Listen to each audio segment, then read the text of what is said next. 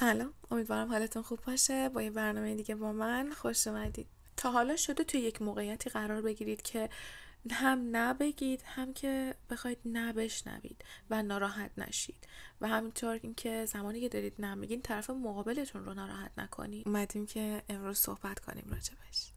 اول از همه باید بهتون بگم که نگفتن کار هر کسی نیست و نشنیدن هم بازم کار هر کسی نیست.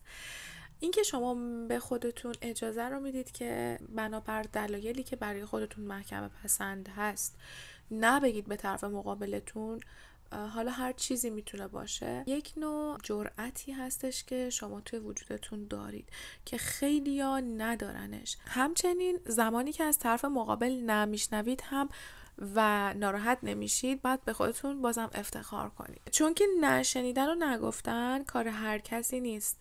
و اگر تو جز اون دسته افرادی هستی که میتونی هم نه بگی هم نه بشنوی، نگفتن بدون توضیح، که من خودم هم یکی از اون آدمایی هستم که میتوانم نه رو بگویم اما نمیتوانم بدون توضیح نه رو بگم، و ای کاش میشد که نگفتن بدون توضیح رو باب کنیم توی همه جا. این رو هم بگم که دوستان، زمانی که شما نمیگید به طرف مقابلتون، باید دلیل محکمه پسندی برای خودتون داشته باشید. حالا هر چقدر هم بگیم که نیازی به توضیح بعد از نگفتن نیست، اینکه شما بعد از شنیدن نه ناراحت نمیشید از طرف مقابلتون، قرار بر این نیستش که طرف مقابلی که از شما داره نه رو میشنوه هم ناراحت نشه. پس یک جاهایی باید رعایت کرد، اما نه بدون توضیح رو ما باید باب کنیم، ذره ذره کم کم و از خودمون شروع کنیم. اینکه زمانی که شما دارید نه میگید به طرف مقابلتون، حالا به هر دلیلی، اینو باید متوجه باشید که ممکنه طرف مقابلتون رو ناراحت کنید به شدت و از خودتون دل سرد کنید، اما دلیلتون اگر محکمه پسند باشه و به طرف مقابلتون توضیح بدید، از اون موقع به بعد طرف مقابلتون خواهد فهمید که شما نسبت به خیلی چیزها رد فلگ هایی دارید و نسبت به خیلی چیزها میتونید این توانایی رو داشته باشید که نبگید. بنابراین طرف مقابل هم کم کم از شما یاد میگیره که نگفتن رو اول با توضیحات و بعد بدون توضیحات بتونه با خودش تمرین و تکرار کنه. از اینجا وارد بحث استرس میشیم. شما زمانی که منشأ نگفتن رو پیدا کنید، متوجه خیلی چیزا میشید. منشأ این نگفتن ها استرس های روزمره ما هست.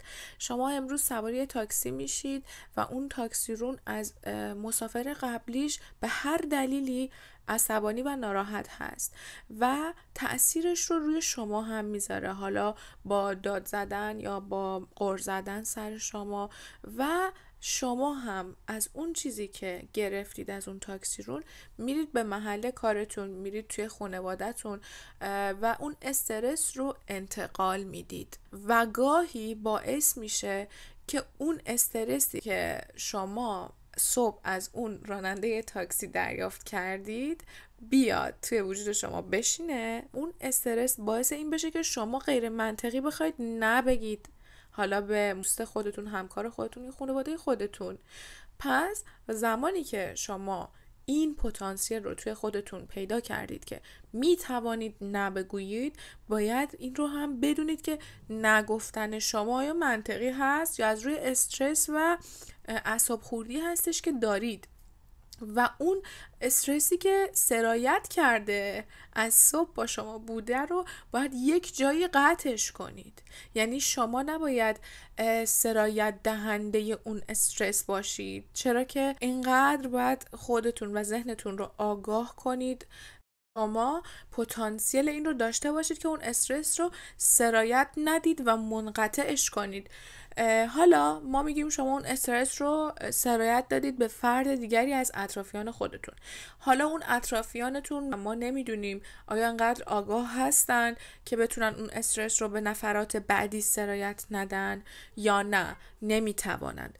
اینه که شما اگر این صحبت‌های من رو دارید میشنوید، لطف کنید انقدر روی خودتون کار بکنید که بتوانید استرسی که از صبح بر شما وارد شده، حاکم شده رو کنترل کنید و اجازه ندید که سرایتش بدید به نفرات بعدی محل کار، خانواده و یا غیر، و باعث این بشید که به دفعات مکرر نبگید.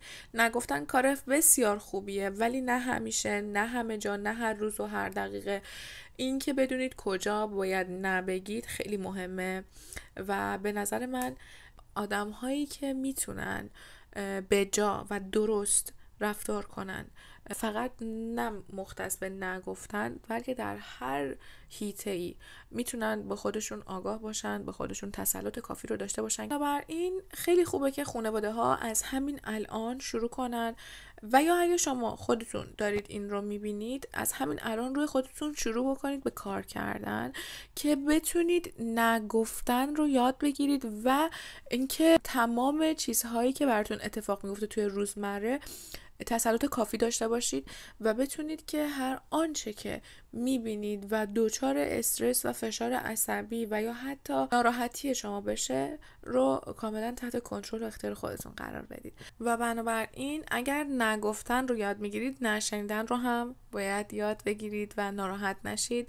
و همیشه این رو هم به خاطرتون بسپارید که قرار نیست همه از شما خوششون بیاد، قرار نیست همه دست بزنن و تشویقتون کنن. اتفاقا خیلی از آدم هایی که این روزا فشارهای بسیار زیادی دارن تحمل میکنن، چشم دیدن اینو ندارن که بخوان موفقیت شما رو ببینن و یا اینکه میخوان اون فشارها و استرس هایی که دارن رو روی شما خالی کنن و نمیتونن روی خودشون کنترل 100% رو داشته باشن. اینجاست که به این نتیجه میرسیم که زمانی که شما کنترل 100% روی رفتارتون، حرکت هاتون، طرز صحبت کردن، نشستن و برخاستنتون رو داشته باشید، میتوانید به خودتون بگید که من آدم موفقی هستم.